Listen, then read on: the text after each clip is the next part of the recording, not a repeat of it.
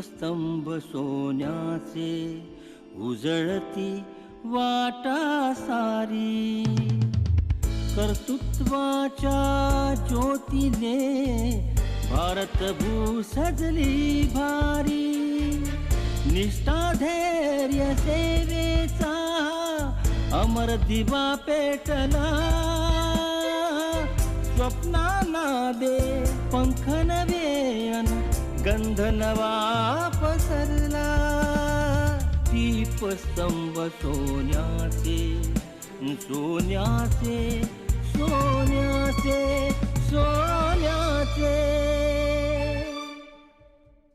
दीपस्तंभ सोन्याचे या कार्यक्रमात आपल्या आजच्या भागाचे मानकरी आहेत नागरिकांना दर्जेदार सेवा उपलब्ध करून देणारे कोकण विभागाचे पोलीस महानिरीक्षक श्री संजय भास्कर दराडे. 2005 बॅचचे IPS अधिकारी संजय दराडे यांचा प्रवास मखमलाबाद येथील महापालिकेच्या शाळेत 1ली ते 4थी पर्यंतच्या शिक्षणापासून सुरू झाला.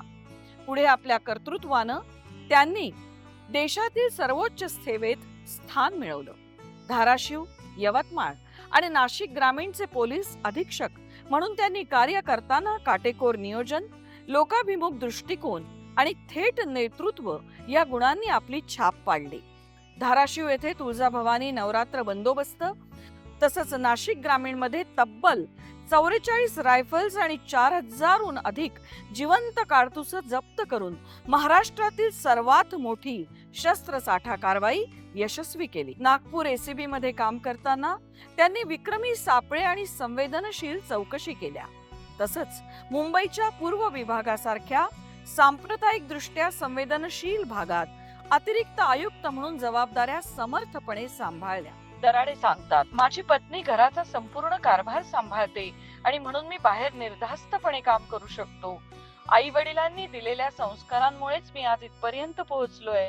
कर्तृत्वाबरोबरच लोकाभिमुख उल्लेखनीय सेवेबद्दल त्यांना 26 जानेवारी 2025 रोजी राष्ट्रपती पदकानं सन्मानित करण्यात आलं आहे. सहज उपलब्धता, संवेदनशील दृष्टिकोन आणि धाडसी नेतृत्व या गुणांच्या जोरावर श्री संजय दराडे यांनी महाराष्ट्र पोलीस दलात स्वतःची वेगळी ओळख निर्माण केली आहे. महाराष्ट्राची आणि देशाची शान असणाऱ्या या व्यक्तिमत्वाला आणि त्यांच्या कार्याला आमचा मानाचा मुजरा. नमस्कार. आजपासून एक विशेष मालिका घेऊन येत आहोत, दीपस्तंभ सोन्याचे. मंडळी, आपण सगळेच वेगवेगळी स्वप्न बघत असतो. कोणाची स्वप्न लहान असतात, कोणाची स्वप्न मोठी असतात. परंतु यशापर्यंत जायचा मार्ग हा स्वप्नातूनच निर्माण होत असतो. जिद्द, चिकाटी, आत्मपरीक्षण याचा जर सातत्याने विचार केला तर आपण यशापर्यंत नक्की पोहोचतो. अगदी सामान्य घरापासून वरच्या मोठ्या पदापर्यंतचा प्रशासकीय प्रवास करणारे वेगवेगळ्या क्षेत्रातले IRS, IFS, IPS अधिकारी या मालिकेच्या माध्यमातून आम्ही आपल्या भेटीला आणणार आहोत. त्यांचा सगळा प्रवास हा विलक्षण आहे.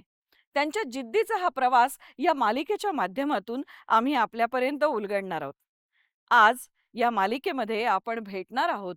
आजचे आपले पहिले पाहुणे आहेत कोकण विभागाचे पोलीस महानिरीक्षक संजय भास्कर दराडे. त्यांचं स्वागत करूया. सर नमस्कार. या, आपलं स्वागत आहे नमस्कार. आमच्या स्टुडिओमध्ये. बसा. धन्यवाद. आम्हाला सगळ्यांनाच उत्सुकता आहे की तुमचं बालपण, तुमच्या कुटुंबाचे संस्कार आणि तुमचे शैक्षणिक टप्पे जाणून घ्यायला आवडेल. मी नाशिक जिल्ह्यामध्ये नाशिक शहराजवळ एक छोटंसं गाव आहे मखमलाबाद. त्या मखमलाबाद गावचा आहे. माझे वडील जे आहे Indian security press Nashik road या ठिकाणी कामगार म्हणून नोकरी करत होते. आता ते रिटायर झालेले आहे. आणि माझं 1ली ते 4थी पर्यंत शिक्षण हे महानगरपालिका शाळा जी आहे मखमलाबाद गावातली त्या शाळेमध्येच झालेलं आहे. त्यानंतर 5वी ते 10वी मखमलाबाद गावामध्ये मराठा विद्याप्रसारक संस्थेची छत्रपती शिवाजी विद्यालय आहे. त्या ठिकाणी 10वी पर्यंतचं शिक्षण झालं. आणि पुढे मग कॉलेजला 11वी-12वीला मी नाशिकला KTHM कॉलेज आहे. त्या ठिकाणी सायन्स घेऊन 11वी-12वी मी केली. आणि त्यानंतर मग 12वीला चांगले मार्क्स मला आले होते हं. आणि मग मी पुण्याचे गव्हर्नमेंट कॉलेज ऑफ इंजिनिअरिंग जे आहे COEP या ठिकाणाहून मेकॅनिकल इंजिनिअरिंगला मी प्रवेश घेतला अच्छा. आणि 2001 मध्ये मी त्या ठिकाणी इंजिनिअर म्हणून झालेलो आहे. आणि मखमलाबाद गाव जे आहे, हे आमचं गाव जे आहे, हे पूर्ण नाशिक जिल्ह्यामध्ये अतिशय प्रसिद्ध गाव आहे. हं. एक आदर्श गाव आहे आणि मूळ म्हणजे ते अधिकाऱ्यांचं गाव म्हणून प्रसिद्ध आहे. प्रसिद्ध झालेलं आहे. त्या ठिकाणाहून खूप सारे अधिकारी कोणी IAS झाले, IPS झाले, त्या ठिकाणी PSI झाले, डेप्टी कलेक्टर झाले, तहसीलदार झाले. त्यामुळे एक आदर्श असं गाव आहे आणि गावचं विशेष असं आहे, की आजही गावामध्ये ग्रामविकास मंडळ आहे वाह! आणि संपूर्ण गावकरी मिळून महत्त्वाचे निर्णय गावाच्या विकासासाठी हे अजूनही ते घेत आहेत. म्हणजे एकत्रित ते सगळ्या प्रकारचे निर्णय घेतात. सर पण पोलीस सेवेतच आपण गेलं पाहिजे किंवा हे क्षेत्र आपण निवडलं पाहिजे, असं का वाटलं किंवा त्याची प्रेरणा तुम्हाला कुठून मिळाली? बेसिकली त्याची प्रेरणा मला आमच्या वडिलांकडूनच मिळाली. वडील जे आहे इंडियन सिक्युरिटी प्रेसमध्ये कामगार म्हणून आहे. अच्छा. परंतु वडिलांना वाचनाची खूप चांगली आवड आहे आणि त्याच्यामधून सिक्युरिटी प्रेसला जेही मोठे जनरल मॅनेजर वगैरे दरवर्षी येत होते. तर ते कोणत्या बॅचचे आहे, कोणत्या सर्व्हिसचे आहे. मग त्यामध्ये त्यांच्याकडे सिव्हिल अकाउंट सर्व्हिसचे, ऑडिट अकाउंट सर्व्हिसचे असे ते जनरल मॅनेजर येत होते. हं, हं. आणि मग हे दरवर्षी UPSCचा जेव्हा निकाल लागतो, तर त्यावर्षी जे मुलं महाराष्ट्रातून सिलेक्ट होतात, त्यांचे पेपरला इंटरव्ह्यूज येतात. तर मग ते हमखास करून ते पेपर घरी आणून आम्हाला दाखवणार, की बघा हे मुलं सिलेक्ट झालेले आहेत. ते पण सर्वसामान्य कुटुंबातलीच आहे. तर हं. अशा पद्धतीने पहिल्यापासून सिव्हिल सर्व्हिस करावं, हे जे बीज आहे हे वडिलांनी वडिलांनी रोवलं. आमच्यामध्ये पेरलेलं आहे. मग जेव्हा मी इंजिनिअरिंग माझं 2001ला झालं, त्यानंतर मी कॉलेजलाच कॅम्पस इंटरव्ह्यूमधून सिलेक्ट झालो. हं. तर घारडा केमिकल्स लिमिटेड जी चिपळूणला आहे, त्या ठिकाणी हं. माझं सिलेक्शन झालं हां. आणि मी ते जॉइन सुद्धा केलं. परंतु कुठेतरी हे वडिलांनी जे सांगितलेलं आहे, की आपण काहीतरी वेगळं करावं, हे सतत मनात होतं. मग 1 वर्ष जॉब केल्यानंतर मी एकदा दिवाळीला नाशिकला घरी आलो होतो आणि त्या वर्षी आमच्याच कॉलेजच्या COEPच्या सोनाली पोंक्षे ज्या IAS आहे हं, महाराष्ट्रीयन, हं, हं. सध्या त्या मध्य प्रदेशमध्ये काम करत आहे. अच्छा. तर मला त्यांना जिल्हाधिकारी नाशिक कार्यालयामध्ये भेटण्याची संधी मिळाली. मग हं. मी त्यांच्याकडून थोडीशी माहिती घेतली, की मी करू शकेल का? तर त्या म्हटल्या, "तूही माझ्याच कॉलेजचा आहे. जर मी करू शकते, तर तू का नाही करू शकणार आहे?" क्या बात! मग ते एक ट्रिगर पॉइंट तो असा हां, त्या ठिकाणी झाला हां, पोंक्षे मॅडमला भेटल्यानंतर हां. आणि मग मी त्या ठिकाणी घरी गेलो. काही दिवस परत काम केलं. वडिलांशी चर्चा करत राहिलो आणि हं. मग 1 वर्षानंतर मी अ, साधारणतः फेब्रुवारी 2002ला मी निर्णय घेतला, की आता मी UPSCची हेच तयारी करणार. करतो आणि तेव्हापासून माझा हा UPSCची तयारी आणि हा प्रवास सुरू झाला. सर मला असं वाटतं, की वडील त्या काळी कामगार असताना सुद्धा त्यांच्यामध्ये जो एक अवेअरनेस होता किंवा आपल्या मुलासाठीचं जे स्वप्न होतं, ते खरं त्यांचं खूप क्रेडिट आहे तुमच्या ह्या पूर्ण प्रवासामध्ये, की त्यांनी ते बीज रोवलं आणि नंतर सोनाली मॅडम भेटल्या आणि तो आयुष्याचा टर्निंग पॉइंट ठरला. या वर्दीचं एक फार म्हणजे ग्रेसफुल वर्दी आहे ही. अर्थात ती खूप ताणाची आहे. तो खूप स्ट्रेनियस जॉब आहे. पण ह्या सगळ्या प्रशासकीय सेवेमध्ये सुरुवातीचा काळ कसा होता आणि कुठली आव्हानं होती? वर्दी जी आहे हा एक अभिमान पण आहे, परंतु ती घातल्यानंतरची एक जबाबदारी आहे, तर त्याचा ताणसुद्धा आहे. आणि आपल्याकडे जो पोलीस आहे, भारतीय पोलीस सेवा आहे किंवा आपल्याकडे जी पोलीस सेवा आहे, तर त्यामध्ये एक कॉलोनियल लिगसी आहे. म्हणजे ब्रिटिश हं. काळापासून जे पोलीस होते, तेच पोलीस आपण पुढे कंटिन्यू केलेले आहे. ब्रिटिशांनी त्या पोलिसांचा वापर जे काही स्वातंत्र्य लढा होता, तो चिरडण्यासाठी केला हं. आणि त्याच पोलिसांना पुढे तेच कायदे घेऊन लोकाभिमुख प्रशासन ह्या लोकशाहीमध्ये आणि स्वातंत्र्य मिळालेल्या भारतामध्ये हे राबवायचं होतं. हो. त्यामुळे लोकांचा पोलिसांवर विश्वास वाटला पाहिजे. लोकांना त्यांच्यामधलं पोलिस हे आपले वाटले पाहिजे आणि हेच सगळ्यात मोठं आव्हान जेव्हा आम्ही पोलीस सेवेमध्ये आलो, हं. तर ते सगळ्यात मोठं आव्हान तेच होतं आणि आजही तेच आव्हान आमच्या समोर आहे, की पोलीस आणि पब्लिक यांच्यामधला जो गॅप आहे, तो कसा कमी होईल हं. आणि आम्ही जास्तीत जास्त लोकांपर्यंत जाऊन त्यांना न्याय देण्याचा आमचा सतत प्रयत्न आहे. गुन्हेगारी नियंत्रण त्याचप्रमाणे जनतेशी तुमचा असलेला संवाद ह्याच्याबद्दलची तुमची जी कारकीर्द आहे, ती आम्हाला ऐकायला आवडेल. आता याच्यामध्ये गुन्हेगारी नियंत्रण याच्याविषयी जर आपण बोललो, तर माझा जो भर आहे हा नेहमी प्रोएक्टिव्ह पोलिसिंगवर जास्त असणार आहे. हां. पोलीस जितके जास्त प्रोएक्टिव्ह असतील, तितकी गुन्हेगारांवर नियंत्रण मजबूत राहणार आहे आणि गंभीर गुन्हे घडल्यापासून आपण संरक्षण करू शकू. त्याच्यामध्ये तुम्हाला सांगतो, मी नाशिक ग्रामीणला पोलीस अधीक्षक म्हणून नियुक्त झालो. हं, हं. नाशिक ग्रामीण हा जिल्हा अतिशय विस्तृत असा पसरलेला आहे. हो. आणि त्यामध्ये खास करून लासलगाव, निफाड, येवला, चांदवड हे जे तालुके आहे, हे शेतीमध्ये अतिशय प्रगत आहे. त्या ठिकाणी कांदा आहे, ऊस आहे आणि द्राक्ष आहे. हं. याचे खूप डेव्हलप असे शेतकरी त्या ठिकाणी आहे. हं, पण हं. त्याचा एक पेक्युलिअर पॅटर्न असा आहे, की तिथला शेतकरी जो आहे तो शेतामध्येच वस्तीवर राहतो. अच्छा. आणि वस्तीवर राहत नाही, तर तो मोठमोठे बंगले बांधून त्या ठिकाणी राहतो. अरे सदन वाह! असा तो भाग आहे. हं, आणि मग हं. अशा भागामध्ये दरोडा विथ मर्डर असे खूप सारे जुने गुन्हे झालेले आहे. मी जेव्हा जिल्ह्याचा चार्ज घेतला, तेव्हा प्रत्येक भागामध्ये काय पॅटर्न आहे त्याचा एक अभ्यास केला आणि त्यानुसार मग आम्ही त्या संपूर्ण परिसरामध्ये जिथे रॉबरी होते, डकेती होते, हं. तिथे संध्याकाळी 4 नंतर आमची अँटी डकेती पेट्रोलिंग आम्ही चालू केली. अरे बापरे! आणि तुम्हाला विश्वास बसणार नाही, त्याचा आम्हाला एक फायदा असा झाला, की एक एक एक एके दिवशी मालेगावला एका पेट्रोल पंपावर ट्रॅक्स गाडीने पेट्रोल भरलं हं. आणि पैसे न देता त्या कर्मचाऱ्याला डॅश मारून ती पुढे निघून आली. हं, तर हं. आता ही घटना झाल्यानंतर त्या पेट्रोल पंपवाल्यांनी आमच्या नियंत्रण कक्षाला फोन केला. नियंत्रण कक्षामधून आमची जी संध्याकाळी जी पेट्रोलिंग ॲक्टिव्हेट झालेली होती, त्या पेट्रोलिंगच्या लोकांना तो मेसेज गेला आणि मालेगावकडून नाशिककडे येणारा चांदवड एक टोल नाका लागतो आपल्याला. तर चांदवड टोल नाक्याच्या इथं आमचे पेट्रोलिंगचे पी-एस-आय आणि अंमलदार होते. त्यांना तो मेसेज आल्यानंतर त्यांनी चांदवड टोल नाक्याला नाकाबंदी सुरू केली. अच्छा. आणि त्या नाकाबंदीमध्ये जी गाडी डॅश मारून आलेली होती, तिच्या वर्णनाला मॅच होणारी गाडी त्या ठिकाणी जवळ आली आणि जेव्हा त्या गाडीचा आम्ही सर्च केला, त्या गाडीमध्ये जवळ-जवळ 44 रायफल्स आणि बापरे! 4000 पेक्षा जास्त काडतुसं आम्हाला सापडली. आणि त्या दरम्यान महाराष्ट्र पोलिसांकडून सगळ्यात मोठं आर्म्स सीझर ती कारवाई अशी आपली झालेली होती. हं, हं, हं. नंतर त्या आम्ही त्यामध्ये 7 ते 8 आरोपी पकडले. ते आरोपी जे आहे ते मुंबईला राहणारे होते. त्यांच्याकडे मुंबई शहरामध्ये खूप गंभीर असे गुन्हे दाखल होते आणि त्या आरोपींनी उत्तर प्रदेशमधील बांदा या जिल्ह्यामध्ये आर्म शॉपची रॉबरी करून 1100 किलोमीटर नॉनस्टॉप ते प्रवास करत येत होते बापरे! आणि पुढे ते मुंबईला जाणार होते. म्हणजे म्हणजे फार योग्य वेळेला त्यावेळेस त्यांचं जर तो कॉल आम्हाला हो. आला नसता, तर कदाचित हे लोकं मुंबईला पोहोचले असते आणि मुंबईमध्ये कदाचित वेगळा काहीतरी घटना घडू शकली असती. त्यामुळे क्राईम प्रिव्हेन्शनमध्ये आजही माझ्या सर्व कारकिर्दीमध्ये माझ्या खालच्या अधिकाऱ्यांना माझं हेच सांगणं आहे, की तुम्ही प्रोएक्टिव्ह पोलिसिंगवर भर द्या, हं. प्रिव्हेंटिव्ह पोलिसिंगवर भर द्या, अगदी खरं जेणेकरून आहे. लोकांना सुद्धा आपल्यावर विश्वास वाटतो अगदी खरं आणि आहे. मोठ्या-मोठ्या गंभीर घटना आपण त्याच्यापासून टाळू शकू. सर फार इंटरेस्टिंग आणि अत्यंत महत्त्वाचं असं काम केलंय. मंडळी कुठेही जाऊ नका. बघत राहा दीपस्तंभ सोन्याचे. दीपस्तंभ सोन्याचे. सर ब्रेकनंतर पुन्हा एकदा आपलं स्वागत करते. सर म्हणजे हे पेट्रोलियम किती महत्त्वाचं होतं, की पुढे होणाऱ्या एका मोठ्या कदाचित गुन्हेगारी प्रवृत्तीला किंवा गुन्हेगारी वृत्तीला तुम्ही त्या ठिकाणी रिस्ट्रिक्ट केलं, आळा घातला. ह्या सगळ्या काळामध्ये जरी ही वर्दी या वर्दीचा एक वचक असला, तरी सुद्धा अ, जे तुमचं कार्यक्षेत्र आहे, त्यामध्ये प्रचंड मानसिक तणावातून तुम्हाला सातत्याने जावं लागतं. अशा वेळेला तुम्ही तुमचं मानसिक स्वास्थ्य छान ठेवण्यासाठी काय करता?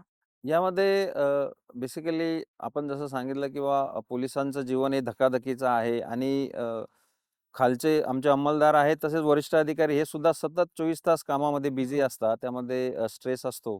तर त्याच्यामध्ये मी स्वतः जे आहे बेसिकली योगा मला खूप आवडतो. मी योगासनं करतो, मेडिटेशन करतो. त्यानंतर मी रनिंग करतो. रनिंगमधून सुद्धा म्हणजे आपल्याला जे आवडते गोष्टी आहेत, ते फिटनेससाठी आपण करतो. हं, हं. आणि मी दुसरं असं ठरवलं आहे, की ऑफिसचा जो ताण आहे, तो घरी बिलकुल आणायचा नाही. मला 2 मुली आहे, पत्नी आहे. अतिशय शांतपणे त्यांच्याशी खेळायचं, त्यांच्याशी टाईम स्पेंड करायचा आणि त्यांच्यासोबत ज्या काही त्यांच्या डे टू डे गोष्टी घडलेल्या आहेत, त्या ॲक्टिव्हिटीज चर्चा असतील. करून आपला जो ताण आहे किंवा कामाचा ताण आहे, तो विसरण्याचा प्रयत्न करायचा.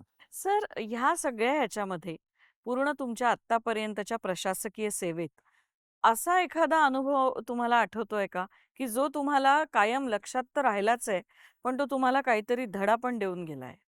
मी नागपूरला 2014 मध्ये डी-सी-पी असताना हं. हिज होलीनेस दलाई लामा यांची नागपूरला भेट झाली. बरं. त्यावेळेस नागलोकला त्यांनी भेट दिली होती आणि मी तिथल्या झोनचा डी-सी-पी म्हणून इन्चार्ज होतो आणि बंदोबस्ताचा इन्चार्ज होतो. तर दुसऱ्या दिवशी सकाळी शेड्यूलनुसार जे आहे मला 5 मिनिटं त्यांच्याशी वन टू वन बोलण्याची संधी मिळाली. हं, हं. मग त्यामध्ये आपण जो आधीचा प्रश्न विचारला, की आपण मानसिक ताण-तणाव आणि याच्यासाठी काय याच्यावर्षी करता? काय करता? तर याच्यावर आमचं थोडंसं पोलिसांचं काम आणि आपलं काय शेड्यूल असतं, रुटीन काय असतं, ह्या बोलणं होत असताना मी त्यांना विचारलं, की स्ट्रेस कसा मॅनेज करायचा? मग त्यांनी मला जो त्यावेळेस मंत्र दिला, की त्यांचं म्हणणं असं होतं, की माणूस जो आहे तो काइंडनेस आणि कंपॅशन जर दाखवलं, आपल्यासमोर येणाऱ्या व्यक्तीला, एक्झॅक्टली. त्याच्याशी आपण सिम्पॅथेट केली आणि एम्पॅथीनं जर बोललं, तर आपल्याला त्याची मदत करून जो आनंद आपल्याला मिळणार आहे, तो आनंदातून आपला स्ट्रेस तर कमी होणारच आहे.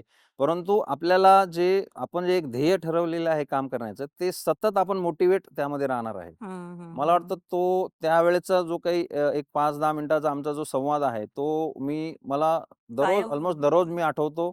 त्यानुसार मी माझ्यामध्ये काही बदल केले. समोरचा जो व्यक्ती आहे, आधी त्याचं शांतपणे ऐकून घेणे. हं. त्याचा जो प्रॉब्लेम आहे, त्याच्या जागी आपल्याला ठेवणे आणि मग त्याला आपण सोल्युशन देणे. हं, तर हं. अशा पद्धतीचं थोडंसं रिस्पॉन्स मी वाढवला जो म्हणजे व्हिजिटर येणार आहे प्रतिक्रिया त्याला. देण्यापेक्षा उत्तर देणं. कारण बरोबर आहे. प्रतिक्रिया देताना माणूस लगेच ॲक्शनला रिएक्शन करतो. बरोबर आहे. विचार करून उत्तर देणं.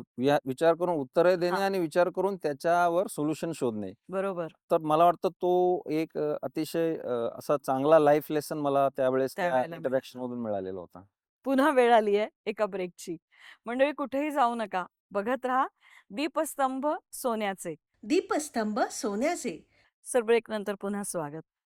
आताची जी तरुण पिढी आहे त्यांनी प्रामाणिकपणा, कर्तव्यदक्षता ह्या बाबतीत कसं असलं पाहिजे असं तुम्हाला वाटतं? मी या ठिकाणी सांगू इच्छितो, की तुम्हाला जर सक्सेसफुल व्हायचं असेल, तर तुम्हाला माझ्या दृष्टीने 3-4 गोष्टी फार महत्त्वाच्या आहेत. त्याच्यामध्ये सगळ्यात महत्त्वाची गोष्ट म्हणजे आहे ती सेल्फ मोटिव्हेशन. हो. आज इतके सारे डिस्ट्रॅक्शन समाजामध्ये आहे की ज्याच्यामध्ये माणूस त्यानं जे काही ध्येय ठरवलेलं आहे, त्याच्याकडे जर तो सेल्फ मोटिव्हेटेड नाही राहिला आणि सेल्फ कमिटेड नाही राहिला, तर मग मला वाटतं ते ध्येय मिळवणं मुश्किल आहे. त्या ठिकाणी प्रत्येकानं आपला आपण त्याला स्वॉट एनालिसिस म्हणतो. हं, आपले स्ट्रेंथ, वीकनेसेस, अपॉर्च्युनिटी आणि थ्रेट्स आपण एक मॅनेजमेंटचं स्वॉट एनालिसिस आहे. ते हं. स्वतःचं एक स्वॉट एनालिसिस करावं, जेणेकरून त्याच्यामधून त्याला कळेल की माझं स्ट्रेंथ काय आहे आणि मला कोणत्या गोष्टीमध्ये इम्प्रूव्हमेंट करायची आहे. हं, हं, हं. आणि सगळ्यात महत्त्वाचं आहे आजच्या जमान्यामध्ये ते आहे टाईम मॅनेजमेंट. मी येणारच आहे तिकडे. कारण माझा हा प्रश्न तुमच्यासाठी आहे, की तुम्ही इतके व्यस्त असता, तुमच्या आयुष्याला काहीच वेळापत्रक नसतं. कधी काही कठीण परिस्थिती आली, की तुम्हाला धावावं लागतं. सणवार काही नसतो. अशा वेळेला तुम्ही कुटुंब आणि तुमचं कार्यक्षेत्र याच्यामध्ये टाईम मॅनेजमेंट कसं करता? माझं स्वतःचं जेव्हा मी इव्हॅल्युएशन करतो, हं. माझ्या जे काही थोडंफार यश आहे माझं, तर त्याच्यामध्ये मी टाईम मॅनेजमेंटला मी सगळ्यात जास्त महत्त्व देतो. It's a life management. Life management. जसं म्हटलं आहे, की टाईम इज मनी. येस. जो माणसाचं टाईम मॅनेजमेंट व्यवस्थित आहे, हो. तो माणसाला कोणत्याच गोष्टीला वेळ कमी पडत नाही. उलट उरतो त्याच्याकडे वेळ. कोणत्याच गोष्टीला वेळ कमी पडत नाही. अगदी खरं आहे. त्यामुळे आता माझं जे डे टू डे याच्यामध्ये ज्या काही प्रायोरिटीच्या गोष्टी आहे, ऑब्व्हियसली ऑफिस तर आमची सगळ्यात जास्त मोठी पोलिसमध्ये प्रायोरिटी. प्रायोरिटी आहे. ऑफिसच नंबर 1 प्रायोरिटी आहे आणि मग ती प्रायोरिटी सोडून जो इतर थोडा बहुत वेळ मिळतो, तो वेळ पूर्ण फॅमिली आणि फ्रेंड्स याला आपण या ठिकाणी देतो आणि त्याच्यामध्ये सुद्धा अर्जंट आणि इम्पोर्टंट ह्या गोष्टीला आपण भर द्यायचं. मग प्रायोरिटीज काही ठरवा. गोष्टी अशा आहे, की ज्या अर्जंट नाहीये, पण इम्पोर्टंट आहे. हां. त्याला आपण थोडंसं नंतरही करू शकतो, पण त्या करायच्याच. त्या बरोबर. दिवसभरामध्ये करायच्या आणि जनरली मी माझं एक डेलीचं शेड्यूल, वीकली शेड्यूल आणि मंथली शेड्यूल हं, हं. असं एक मी साधारणतः टेंटेटिव्ह माझं एक प्लॅनिंग बनवतो. त्या दृष्टिकोनातून कोणत्या दिवशी काय करायचं हे ठरवतो. पण ह्या सगळ्यात सुद्धा म्हणजे तुम्ही कार्यक्षेत्र आणि फॅमिली याचा खूप छान बॅलन्स करता कारण तुम्ही प्री प्लॅनिंग करता. पण तरी एक मी टाईम नावाचा भाग असतो, की जो फक्त आपला असतो. तो तुमचा कसा असतो? मी टाईम हा मला आवडतो. सकाळचे जे 2 तास असतात, हं. की माझं स्वतःसाठी मी काढलेले आहे. हां. त्याच्यामध्ये मग मी फिजिकल एक्सरसाइजवर भरपूर भर देतो. हां. मी मॅरेथॉन रन करतो. त्यानंतर प्रत्येक संडे जो आहे, तर प्रत्येक संडेला मी ठरवलं आहे, की यू अर्न युअर ब्रेकफास्ट. म्हणजे ब्रेकफास्ट घ्यायचा असेल, तर आधी 10-15 किलोमीटर रनिंग करून यायची, मगच ब्रेकफास्ट करायचा. तर मागच्या बऱ्याच वर्षापासून मी संडे रन करतो. त्यानंतर मी टेनिस आणि इतर जिम वगैरे वर्कआउट करतो, स्विमिंग करतो आणि त्याच्या याच्यामधून हे खेळत असताना आपलं जे काही पुढचं प्लॅनिंग आहे, त्याचा सुद्धा आपण विचार करत असतो, की अजून आपल्यामध्ये काय इम्प्रूव्हमेंट करायला पाहिजे? काही नवीन स्किल शिकलं पाहिजे का? नवीन पुस्तक वाचलं पाहिजे का? ह्या ज्या गोष्टी आहे याचं सुद्धा मी थोडंसं चिंतन मनन आपण जसं म्हणू ते करत असतो. तो सकाळी 10 वाजेच्या आधी जे 2 तास आहे, तो ते तुमची वेळ मी मी टाईम. माझ्या स्वतःसाठी खर्च करतो. आपण मुलाखतीच्या अगदी अंतिम टप्प्यामध्ये आहोत. खूप छान चालली आहे ही मुलाखत.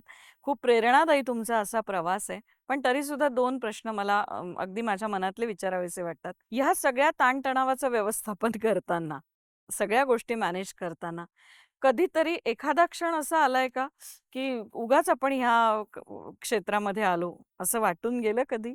सुरुवातीला जेव्हा यू-पी-एस-सी सिलेक्शन झालं, हं, तर तेव्हा जनरली आपण त्याच्यामध्ये आय-ए-एस, आय-पी-एस हे चॉईसेस देतो. हं. त्यामुळे सुरुवातीला जेव्हा सिलेक्शन झालं, तेव्हा मला असं वाटलं, की आय-ए-एस मिळालं असतं तर बरं झालं असतं.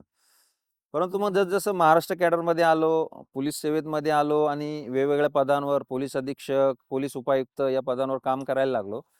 त्यानंतर म्हणजे मला स्वतःलाच असं वाटायला लागलं, की मी जे आहे ह्या पोलीस खात्यातल्या कामासाठीच माझा जन्म माझा झालाय. माझा जन्म झालेला आहे आणि मग माझा स्वभाव, माझा जो स्पीड आहे, हां. तो स्पीड मी या पोलीस खात्यामध्ये मॅच होत, होत गेला हं, आणि हं. मला असं वाटतंय, की आज मी अतिशय अभिमानानं सांगतो, की पोलीस खात्यामध्ये प्रत्येकानं एकदा तरी पोलीस खात्यामध्ये काम करावं. पोलीस खात्यामध्ये काम करत असताना आपल्याला कळेल, की जे ताणतणाव आहे ते सगळं किंवा फॅमिलीला वेळ मिळत नाही. ह्या सगळ्यांच्या व्यतिरिक्त आम्हाला त्याच्याविषयी कोणतीही रिग्रेट असं नाहीये. अगदी. आमच्याकडे जो व्हिजिटर येतो म्हणजे आपल्याला माहीत आहे, की आम्ही सायकल चोरीचा गुन्हा, ते आजकाल डिजिटल अरेस्ट सगळीकडे गंभीर गुन्हा घडत आहे. या दोन्ही गुन्ह्यांचा आम्ही इक्वली न्याय तेवढ्याच देता. एनर्जीने तपास करतो. सो दॅट की गरीब श्रीमंत हा भेदभाव आम्ही मानत नाही. जर आय-पी-एस नसता झालात तर काय व्हायला आवडलं असतं? आय-पी-एस नसतो झालो तर मला टेनिस प्लेयर व्हायला आवडलं असतं. वाह! क्या बात है! पण ते एक क्षेत्र असंच आहे ना, की खूप फोकस्ड तुम्ही त्यासाठी सुद्धा असायला लागतं आणि मला वाटतं तुम्ही पहिलेपासूनच फोकस आहात, कारण तुमच्या वडिलांनी तुमच्यावर तसे संस्कार केले. अगदी मुलाखतीच्या अंतिम टप्प्यामध्ये आपण आहोत, पण जाता-जाता अगदी 2-3 ओळीत आम्हाला उत्तर ऐकायला आवडेल, की यू-पी-एस-सीचा अभ्यास करणाऱ्या तरुणांना किंवा मंडळींना तुम्ही कुठल्या 3 गोष्टी सांगाल, की या त्रिसूत्रीकडे त्यांनी लक्ष द्यायला पाहिजे? त्रिसूत्री आपण जसं सांगितलं त्यामध्ये मी त्यांना सांगेल, की पहिली गोष्ट आहे आपल्या कम्फर्ट झोनमधून बाहेर या. हं. दुसरी गोष्ट आहे स्मार्ट अभ्यास करा, स्मार्ट वर्क करा. तिसरी महत्त्वाची गोष्ट जी आहे तो पेशन्स आणि हार्डवर्क याला पर्याय नाहीये. तुम्हाला जर काही तुमचं स्वप्न असेल, तर ते स्वप्न पूर्ण करण्यासाठी तेवढं जिद्द ठेवा, तेवढी चिकाटी ठेवा आणि तेवढे परिश्रम घ्या. हे जर त्रिसूत्री तुम्ही वापरली, तर यश हमखास तुमचंच आहे. सर, अतिशय महत्त्वाची आणि खूपच चांगली अशी माहिती तुम्ही या मुलाखतीतनं दिली. इतक्या व्यस्त दिनचर्येतनं तुम्ही वेळ काढून आलात. त्याबद्दल तुमचे मनापासून आभार sir. Thank you very much. दीपस्तंभ सोन्याचे या कार्यक्रमातून अशाच मंडळींना सातत्याने आम्ही तुम्हाला भेटवणार आहोत.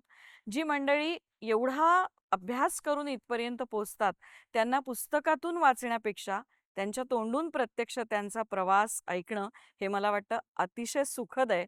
माझा आजचा अनुभव अतिशय सुखद होता आणि तो तुमचाही असेल अशी खात्री आहे. इम्पेरेटिव्ह बिझनेस व्हेंचर्स लिमिटेड प्रस्तुत दीपस्तंभ सोन्याचे या कार्यक्रमात नक्की बघत जा. तोपर्यंत नमस्कार.